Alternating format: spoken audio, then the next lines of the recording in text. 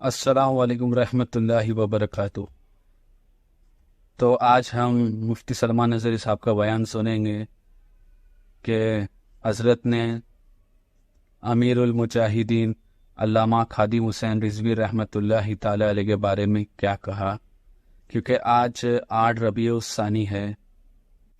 3 ربیع الثانی کے دن امیر المجاہدین علامہ خادم حسین رضوی رحمۃ اللہ تعالی علیہ کا وصال ہوا تھا۔ اس دن آپ پردہ فرمائے تھے، تو یہ آپ کا تیسرا عرس مبارک ہے۔ تو چلیے بیان ہم سن لیتے ہیں۔ علامہ خادم حسین رضوی رحمۃ اللہ تعالی علیہ وہ صرف ایک ذات کا نام نہیں ہے، وہ اپنی ذات میں خود ایک تحریک تھے، وہ ایک تنظیم تھے۔ اللہ تبارک و تعالیٰ نے بے شمار نعمتیں انہیں عطا فرمائی تھی۔ غضب کا حافظہ تھا، علم اللہ تعالیٰ نے اتنا ودیع کیا تھا کہ ان کے علم کے جوہر پارے آپ سنتے رہیں تو اش اش کرتے رہ جائیں۔ جس کتاب کو بھی وہ کھولیں اس کا حق ادا کر دیں۔ اور علامہ خادم حسین رضوی رحمۃ اللہ تعالی علیہ نے اپنی زندگی میں یہ ثابت کر دکھایا کہ آج بھی نائب رسول پوری امت کی قیادت کر سکتا ہے۔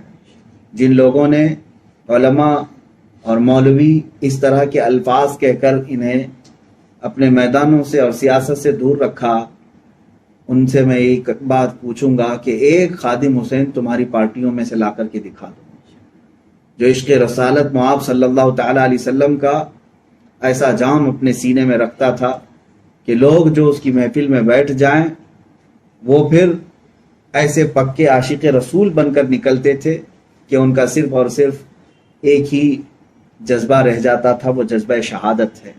عزیزان گرامی وقار، آپ کی ذات سب کے لیے آئیڈیل ہے، علماء کے لیے، دعات کے لیے، مبلغین کے لیے۔ علامہ خادم حسین رضوی رحمۃ اللہ تعالی علیہ کی ذات کو دیکھو، اور میں ان نوجوانوں سے کہوں گا جو چھوٹے موٹے بہانے بنا کر دین کے کاموں میں سستی کرتے ہیں، تو معلوم ہے 56 سال کی عمر میں کمر ٹوٹ چکی ہے اور دونوں پیروں پر کھڑے نہیں ہو سکتے، ویل چیئر پر بیٹھ کر کے سخت ٹھنڈی راتوں میں بھی وہ باہر تشریف لاتے اور امت کی قیادت کر رہے ہوتے۔ رات بھر گھر سے باہر اس طرح سے دھرنے دینا، اور کس بات کے لیے؟ اپنے گھر کے لیے، اپنی جائیداد کے لیے؟ صرف اور صرف وہ آواز اٹھاتے تھے تو ناموس رسالت کے لیے اٹھاتے تھے۔ کوئی میرے نبی کونین صلی اللہ تعالی علیہ وسلم کی شان میں گستاخی نہ کرے، بس یہی جلال ان کے چہرے پر ہم ہمیشہ دیکھتے تھے۔ ان نوجوانوں کے لیے وہ بہت بڑے آئیڈیل ہیں جو طاقتور ہو کر کے بھی آج دین کے کاموں میں سستی و کاہلی کرتے ہیں۔ انہوں نے کبھی اپنی معذوری کو اور اپنے ویل چیئر کو بہانہ نہیں بنایا، وہ اسی حالت میں آتے اور دین کے حقوق ادا کیا کرتے تھے۔ علماء کے لیے بھی وہ اتنے بہترین آئیڈیل ہیں۔ آج میں فخر کے ساتھ یہ بات کہہ سکتا ہوں میرے عزیزوں کہ علماء کو اگر اس زمانے میں کسی نے سیاست کیا ہے یہ سکھایا ہے تو علامہ خادم حسین صاحب رحمۃ اللہ علیہ کی ذات ہے۔ انہوں نے امت کو ایک نیا رخ دیا اور بتایا کہ دین محمدی ہی اصل تخت پر آنے کا لائق ہے، اور انہوں نے ہر نعرے میں یہی اپنے سلوگنز دیے لوگوں کو۔ لوگ ایک دوسرے کے آنے پر نعرے لگاتے ہوں گے، دیکھو دیکھو کون آیا، سنیوں کا شیر آیا، لیکن آپ نے اپنے لیے کبھی اس طرح کا نعرہ پسند نہیں کیا، بلکہ لوگوں سے یہ کہتے کہ یوں کہو دیکھو دیکھو کون آیا، دین محمدی تخت پر آیا۔ رسول کریم صلی اللہ تعالی علیہ وسلم کے دین کے آنے کے لیے وہ ہمیشہ نعرے لگایا کرتے تھے، ایک ہی جذبہ تھا۔